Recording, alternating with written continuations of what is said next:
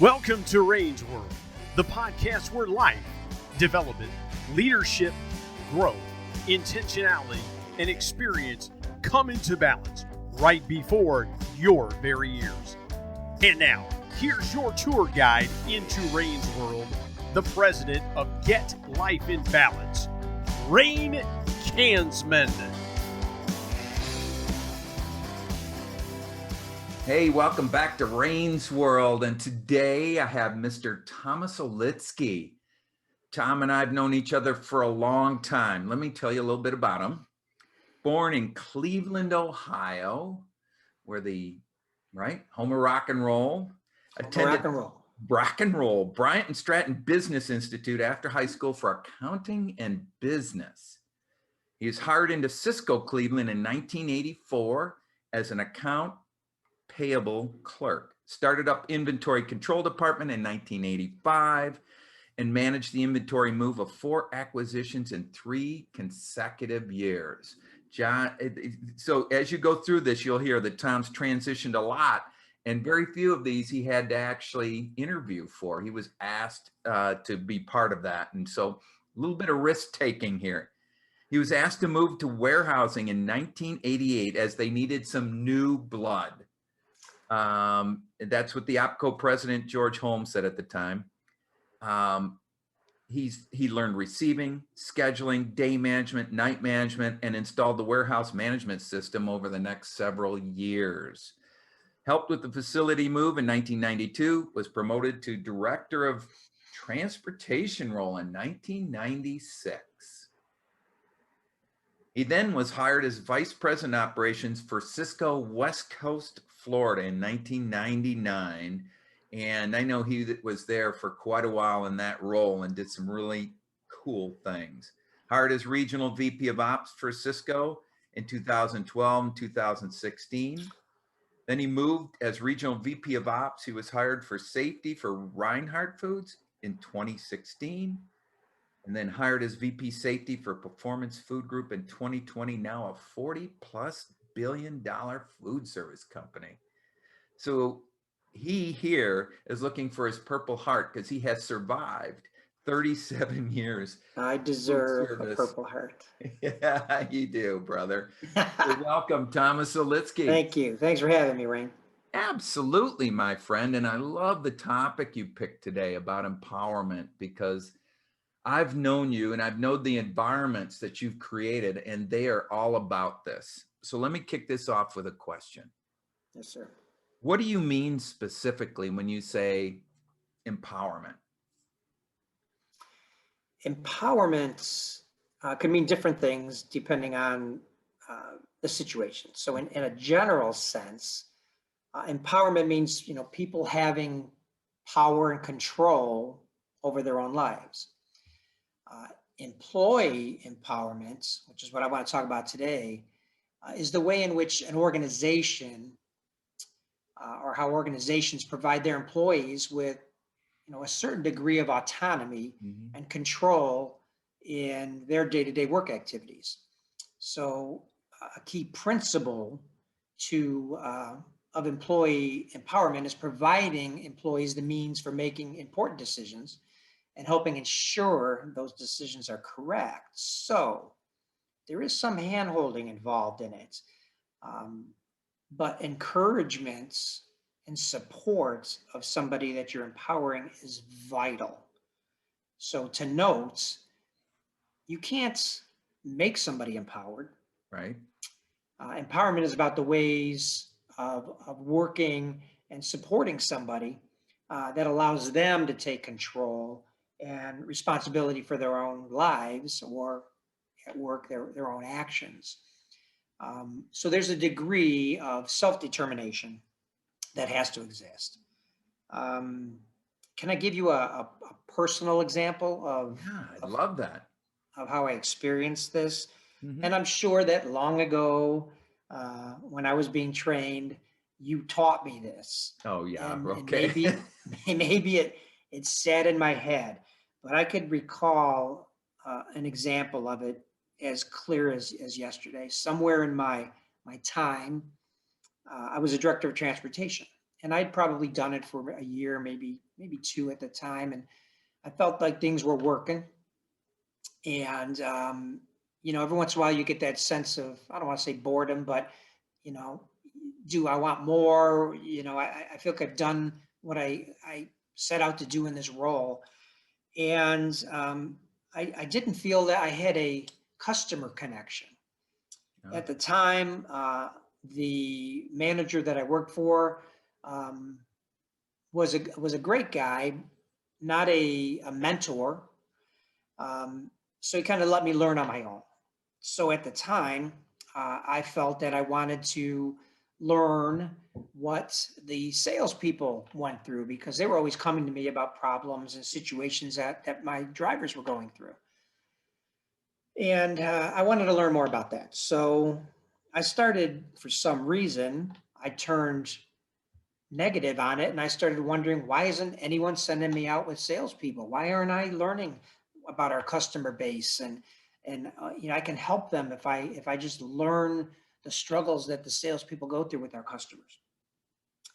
And I was walking down the hallway one day, and I popped into the president's office and went in with I don't want to say an attitude, but I was confident. And I said, I think that I need to get out on the streets, and I'd like to go visit some customers, and I want to do this at least once or twice a week. And I want to go out with an array of our sales force, because I think that it can help me be a better manager and in what I do.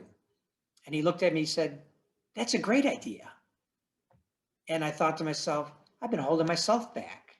He empowered me to go ahead and do that. I could have been doing that the whole time, Yeah. but I didn't. I waited to be tapped on the shoulder, and life doesn't tap you on the shoulder at times. You have to go find the golden nugget, and that allowed me to go out. Then I went back to my direct report, my boss, and I sprung the idea on him. And you know what he told me?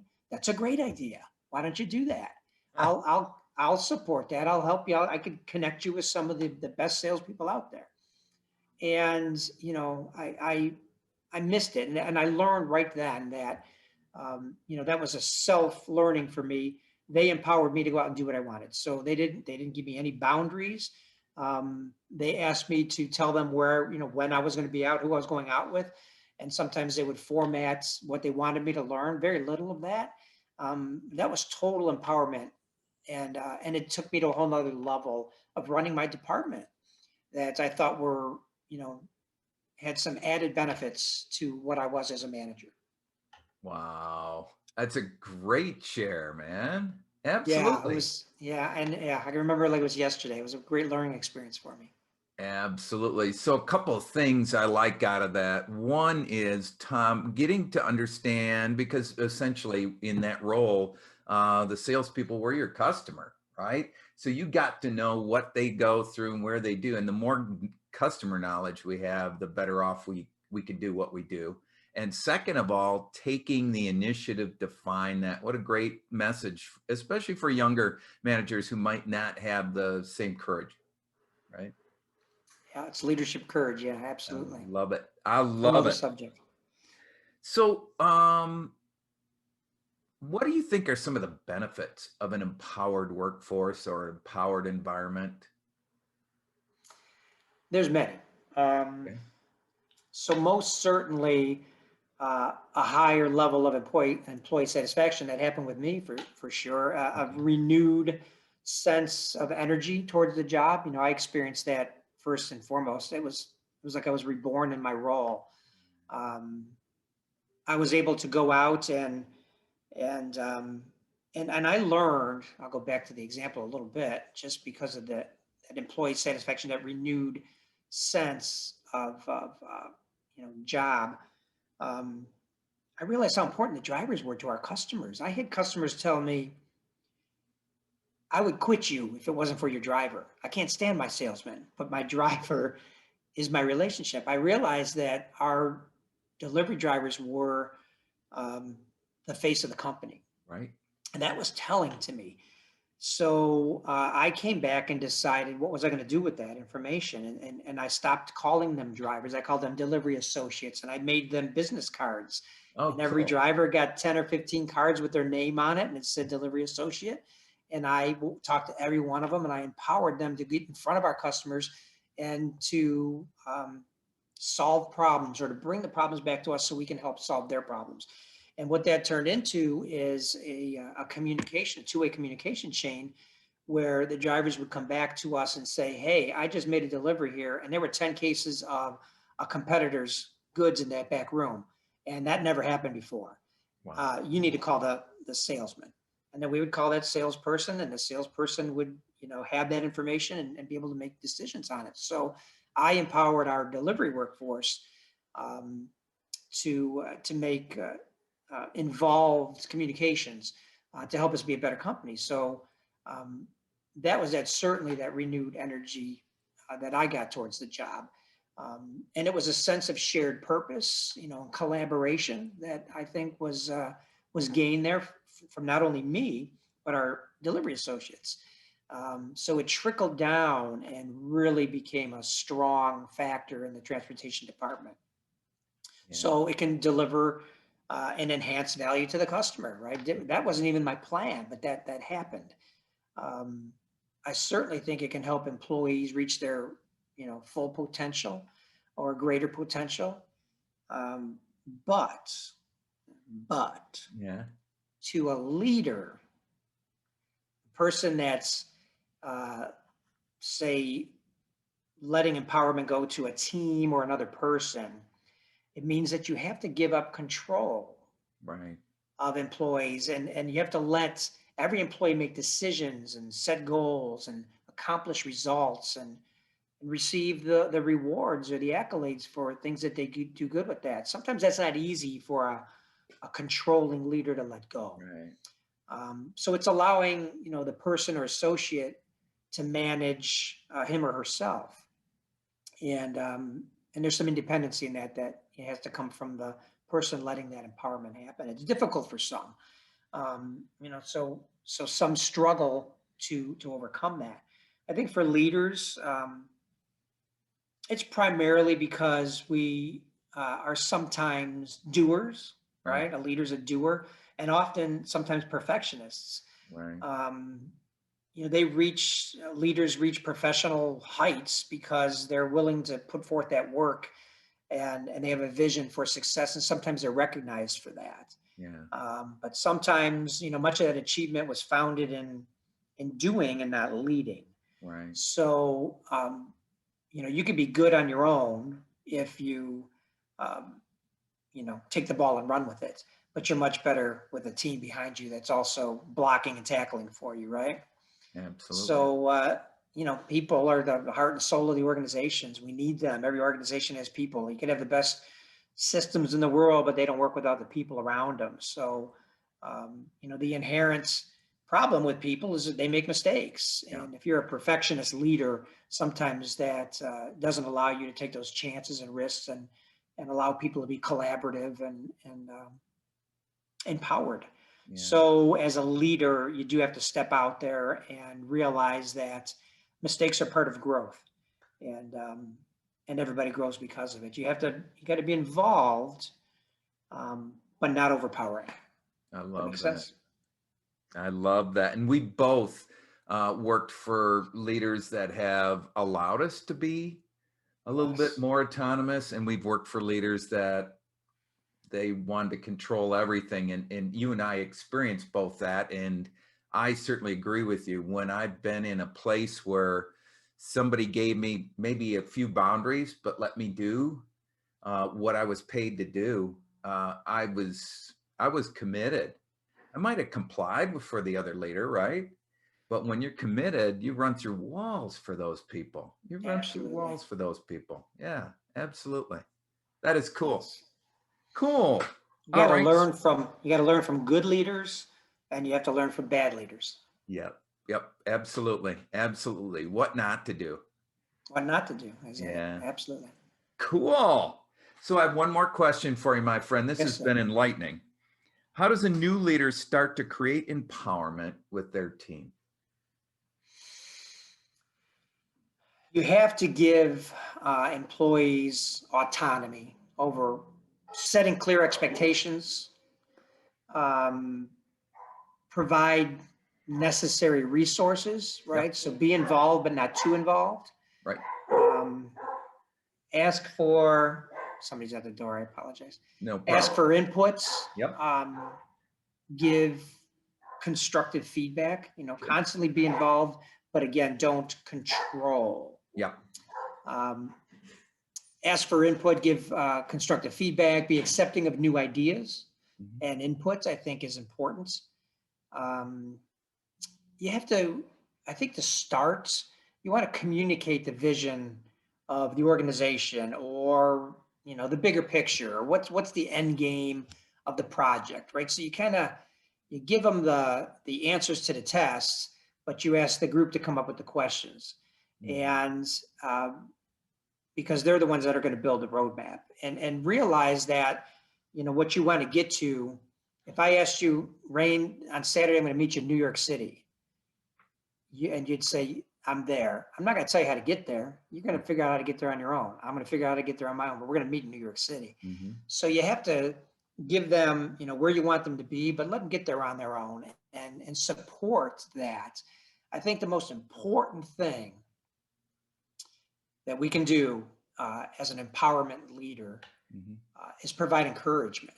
So recognize that employees are contributing, recognize them for their hard work, because I think positive reinforcement is priceless. And that just gives people the motivation to continue doing it and to continue contributing. Yeah. Oh, I love that. I love that. So do you mind if I add a little story? Absolutely.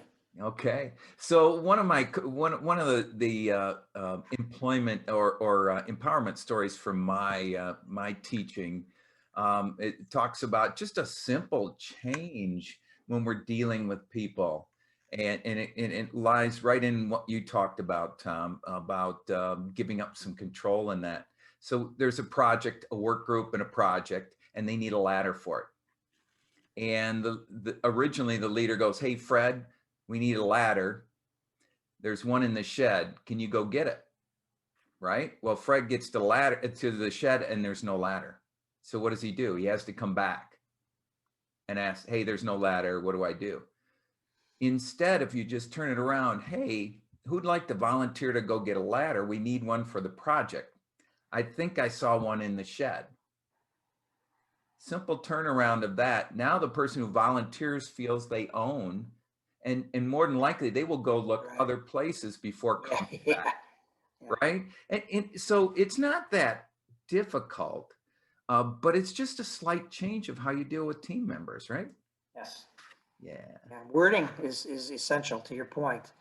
It's open-ended. It's making sure that you're not giving a impression that it's do or die. They can't fail, because people are going to fail. And they might not do it the way you want it to be done.